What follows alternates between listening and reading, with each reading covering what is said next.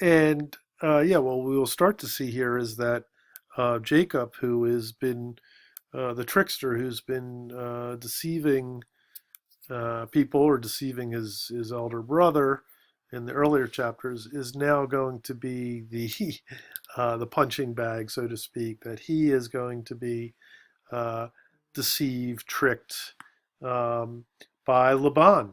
Okay, for nearly 20 years. Okay, so this is sort of always considered to be sort of a payback, right? It's sort of um, you know Jacob's punishment, if you will, that he has to sort of not only deal with this, but he has to get out of it.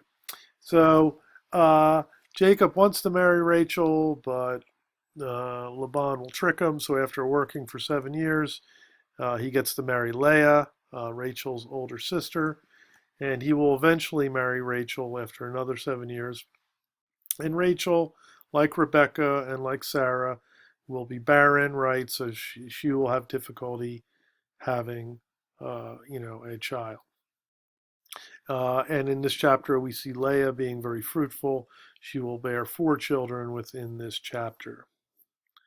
And then in chapter 30, this is just, wow, a lot of fruitfulness going on here, right? So 4 children will be produced through surrogate maternity.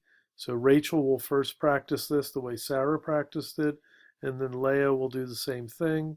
Leah will then have produced 3 more children, and then finally, Rachel will bear her first son Joseph, who will be the next patriarch.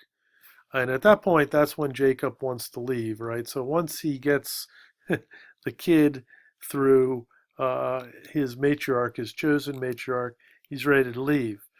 And so he will pull one final trick on Laban with the livestock, and he's going to start getting out. And so in Genesis 31, that's when they depart. You have this very curious scene where Rachel steals Laban's pagan idols, right? So it's weird because it's supposed to be a monotheistic religion. Uh, Rachel's supposed to be a matriarch. Jacob is the patriarch.